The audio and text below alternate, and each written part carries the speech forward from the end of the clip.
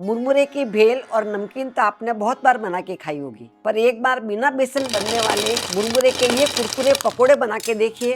ये खाने में तो स्वादिष्ट है ही, पर दिखने में भी इतने सुंदर बनते हैं कि आप किसी भी किट्टी पार्टी में या मेहमानों को भी सर्व करेंगे तो सभी आपकी जरूर प्रशंसा करेंगे। तो सबसे पहले यहाँ पर मैंने 2 कप जितने मुरमुरे लिए हैं।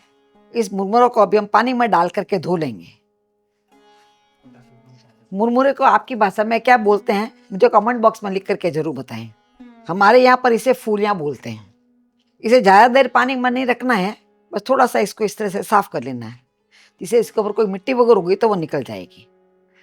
इस तरह से निचोड़ करके इसको हम बाउल में निकाल लेंगे। तो यहाँ पर मैंने बाउल लिया है, उसमें हम निकाल लेते हैं।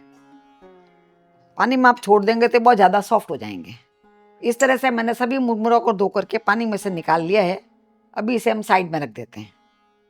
इसी के साथ 2 घंटे पहले मैंने 1 कप मूंग दाल को भिगा करके रख दिया था, तो 3-4 बार साफ पानी से धो करके भिगा के रख दें, जिससे देखिए मूंग दाल बहुत ही अच्छे से भीग गई है। इस तरह से तोड़ के देखिएगा तो इजीली टूट रही है।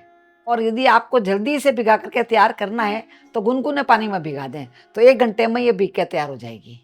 मैंने यहाँ पर बिना छिलके वाली मूंग दाल ली है, आप चाहे तो छिलके वाली मूंग दाल भी ले सकते हैं। अभी इसका पानी निकाल करके इसे मिक्सी के जार में ट्रांसफ़र कर लेंगे। वैसे आपको हमारे वीडियो पसंद आते हैं तो आप इसे लाइक ज़रूर किया करें और कमेंट करके अपनी राय भी बताया करें, जिससे हमें मालूम पड़ता रहे कि आपको हमारे वीडियो पसंद आ रहे हैं या पसंद नहीं आ रहे हैं। इस तरह से पूरी दाल को मैंने इसमें डाल दिया। अब यहाँ पर मैंने आधा कप जितना पानी लिया है, 2 टेबल स्पून जितना पानी इसमें डाल देंगे। एक साथ में ज़्यादा पानी नहीं डालें और ढक करके इसे हम पीस लेंगे। तो आप देख पा रहे दाल बहुत ही अच्छे से पिस गई है। इसी तरह से स्मूथ पेस्ट बना करके तैयार करना है। इतना पेस्ट बनाने में हमारे लगभग 2 टेबल स्पून जितना ही पानी लगा है। अभी जो मुरमुरे हमने धो के रखे थे उसमें इस पेस्ट को डाल देते हैं।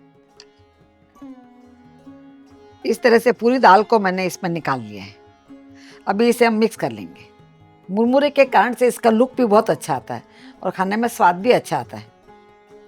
इस तरह से मुरमुरों को मैंने मिक्स कर लिया है। तो आप देख पा रहे हैं इस समय भी इसका लुक कितना सुंदर लग रहा है। और इसे थोड़ी देर के लिए साइड में रख देंगे, जिससे कि दाल के अंदर जो पानी होगा वो मुरमुरे अच्छे से एब्जॉर्ब कर लेंगे। अभी ढक करके इसे साइड में रख देते हैं। तब तक यहाँ पर मैंने एक पैन लिया है और पैन में 1 चम्मच जितना तेल डाल देते हैं। इसमें ज़्यादा तेल नहीं डालना है और गैस को चालू कर देते हैं। तेल गर्म हो रहा है, तब तक मैं आपको बता देती हूँ। यहाँ पर मैंने 5 टमाटर लिए थे, जिसको मैंने साफ धो करके 2-2 टुकड़ों में कर लिया है।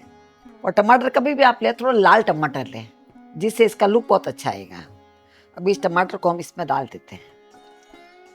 टमाटर आप अपने हिसाब से कम ज़्यादा ले सकते हैं। इसी के साथ यहाँ पर मैंने 5 कलियाँ लहसुन की ली है।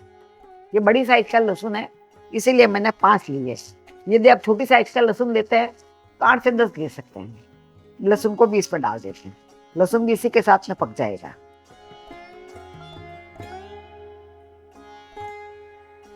इसी के साथ टमाटर हमारे जल्दी पक जाए तो इसमें 1 टीस्पून जितना नमक डाल देते हैं और साथ ही लगभग पाव कप जितना पानी डाल देते हैं। पानी ज़्यादा नहीं डालना है, पाव कप से भी मैंने कम डाला है, 2 टेबल स्पून जितना पानी डाला है। अभी ढक करके इसे हम 5 से 7 मिनट तक पका लेंगे। अभी इसे पकाते हुए लगभग 7 मिनट हो गए हैं। इसे खोल कर देख लेते हैं। 7 मिनट में आप देख पा रहे हैं टमाटर बहुत ही अच्छे से पक गए हैं और बहुत सॉफ्ट हो गए हैं। छिलके इसके देख आराम से निकल जाएंगे इस तरह से। और अभी गरम गरम का हम इस्तेमाल नहीं करेंगे, थोड़ा ठंडा करने के बाद में छिलके निकालेंगे।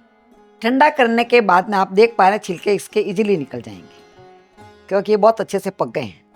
मैं इसे हाथों से निकाल रही हूँ, आप चाहे तो चिमटे से भी निकाल सकते हैं, पर ये हल्के ठंडे हो गए इसलिए आराम से निकल जाएंगे। इस तरह सभी टमाटरों के ऊपर से मैंने छिलके निकाल लिए। अभी इसको एक बाउल के अंदर ट्रांसफर कर लेते हैं। अब यहाँ पर मैंने एक मैशर लिया है, इस तरह से इसे मैश कर लेते हैं।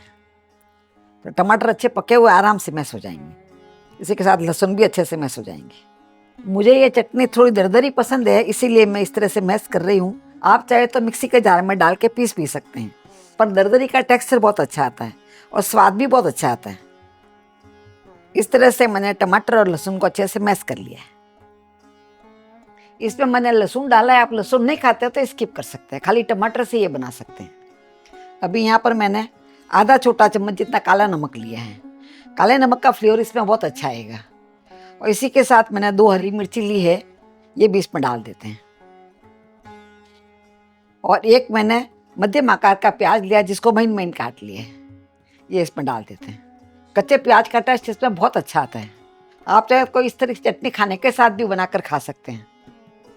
और थोड़ा सा इसमें हरा धनिया डाल देते हैं। अभी इसमें आधा छोटा चम्मच जितना लाल मिर्ची डाल देते हैं और एक बार सबको अच्छे से मिक्स कर लेते हैं।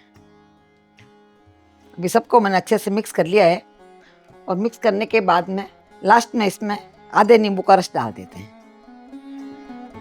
नींबू की खटाई अलग आती है और टमाटर की खटाई अलग आती है, तो इसमें आप नींबू जरूर डालें। दोनों का कॉम्बिनेशन आपको बहुत पसंद आएगा। इस तरह से हमारे नाश्ते के साथ खाने के लिए ये चटनी बन के तैयार हो गई है। ये चटनी खाने में इतनी स्वादिष्ट लगती है, इसे आप यदि साधारण पराठे के साथ भी खाएंगे तो उसका स्वाद कई गुना बढ़ जाएगा। मैं मेरे घर में ये चटनी बना करके ज़्यादा स्टोर नहीं करती हूँ, फ्रेश बनाते हैं और फ्रेश ही खा लेते हैं, जिससे इसका स्वाद ज़्यादा अच्छा लगता है। अभी इसे हम साइड में रख देंगे और यहाँ पर मैंने एक हमाम दस्ता लिया है और उसमें 1 टेबल स्पून जितना अखा धनिया डाल देते हैं और इसी के साथ 15 से 20 काली मिर्ची डाल देते हैं और इन दोनों को अच्छे से पीस लेते हैं। इसको हमें दरदरा ही पीसना है, ज़्यादा महीन नहीं करना है। इस तरह से मैंने इसको दरदरा कर लिया है। तो आप देख पा रहे हैं धनिया के 2-2 पीस हो गए हैं और काली मिर्ची भी दरदरी हो गई है। अभी यहाँ पर मैंने 2 हरी मिर्ची ली है जिसको रफली काट लिया है, ये इसमें डाल देते हैं और 1 इंच अदरक का टुकड़ा लिया है, ये भी इसमें डाल देते हैं और इसको भी इसी के साथ में कूट लेंगे। इस तरह से मैंने इसे कूट लिया है। आप चाहे तो हाथ से बारीक बारीक काट के भी अदरक मिर्ची को डाल सकते हैं। इस तरह से करेंगे तो काम इजी हो जाएगा और फटाफट हो जाएगा। अभी साइड में अपने दाल और मुरमुरा को रखा था, उसको वापस ले लिया है। आप देख पा रहे हैं इतनी देर में काफ़ी गाढ़ा हो गया है। मुरमुरा ने काफ़ी इसके पानी को एब्जॉर्ब कर लिया है। अभी इसमें कुछ बेसिक मसाले डाल देते हैं। सबसे पहले जो हमने कूट के रखा है उसको डाल देते हैं, पूरा हमें इसमें डाल देना है। इसी के साथ इसमें 1/4 छोटा चम्मच जितना हींग डाल देंगे। ये मेरी हींग ज़्यादा स्ट्रांग नहीं है, इसीलिए मैं 1/4 छोटा चम्मच डाल रही हूँ। यदि आपकी हींग स्ट्रांग हो तो आप कम डालें।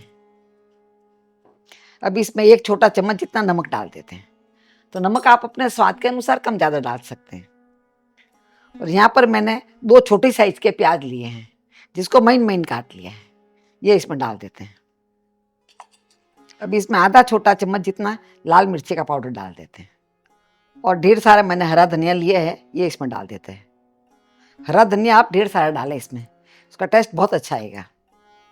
यदि आपके पास हरे प्याज हो तो हरे प्याज भी डाल सकते हैं, तो उसमें आप ये गोल प्याज नहीं डालें। सबको अच्छे से मिक्स कर लेते हैं। वैसे इस तरह की रेसिपीज आपको पसंद आती है तो आप हमारे चैनल को सब्सक्राइब करके बेल आइकन जरूर दबा दें, जिससे जब भी हमारा नया वीडियो आएगा आपके फ़ोन में घंटी बज जाएगी। और यदि फेसबुक पर देख रहे हैं तो आप हमारे पेज को फॉलो कर सकते हैं। इस तरह सबको अच्छे से मिक्स कर लिया है। अभी साइड में मैंने तेल गरम कर लिया है और थोड़ा सा तेल इसमें से निकाल लेते हैं, लगभग 1 टेबल स्पून जितना, और ये तेल इसमें डाल देंगे। इस तरह से तेल डालने से सूखा सूखा नहीं लगेगा। अभी आखिर में इसमें हम 2 पिंच जितना मीठा सोडा डाल देंगे, बस इतना थोड़ा ही डालना है। ये 2 पिंच जितना ही डालना, ज़्यादा नहीं डालना, जिससे नाश्ता अच्छा फूला फूला बन के तैयार होगा। अभी साइड में तेल गर्म ही है, इसमें एक एक करके पकौड़े निकाल देंगे। आप देख पा रहे हैं हाथ से ही मैं इस तरह से शेप दे रही हूँ, आराम से गोल हो जाते हैं। इसको बहुत ज़्यादा बड़े बड़े नहीं बनाने, छोटे छोटे ही बनाने हैं। आपने बहुत तरह के पकौड़े बनाए होंगे, एक बार इस तरह से बना के देखें, इसका स्वाद बिल्कुल अलग आता है और बहुत ही अच्छा बनता है। सभी पकौड़े आप देख पा रहे हैं अच्छे गोल गोल बने, देखिए बहुत ही गोल गोल बने। पकौड़े डालने के बाद में आँच को हमें मध्यम कर लेना, मध्यम आँच में इसे पकाना है, जिससे अच्छे क्रिस्पी बन के तैयार होंगे। मैं इसे फ्राई करके बना रही हूँ, आप चाहे तो अप्पे मेकर में इसे पका के भी खा सकते हैं। उसमें आप थोड़ा सा तेल डाल के बनाएंगे तो बहुत अच्छे बन जाएंगे। अभी आप देख पा रहे हैं इनका गोल्डन कलर आ गया है, कलर इसका बहुत ही सुंदर आया, देखिए इसी तरह से कलर आना चाहिए। अभी इसे एक प्लेट के अंदर निकाल लेते हैं। एक बार तेल अच्छा गर्म हो जाए तो एक एक बैच को फ्राई करने में आपको 2 से 3 मिनट लगेंगे। और आप देख पा रहे हैं मुरमुरे के कारण से इसका लुक कितना सुंदर आया है और खास तौर से यदि आपको राजस्थानी मूंग दाल के पकोड़े खाना पसंद है तो ये पकोड़े आप जरूर बनाकर देखिए। इस टमाटर की चटनी के साथ तो आपको स्वाद इसका बहुत ही पसंद आएगा। तो इस मौसम में आप भी अपने घर में ये पकोड़े बना के जरूर ट्राई करें। फिर मिलेंगे ऐसे ही दूसरे वीडियो में। तब तक के लिए बाय एंड टेक केयर।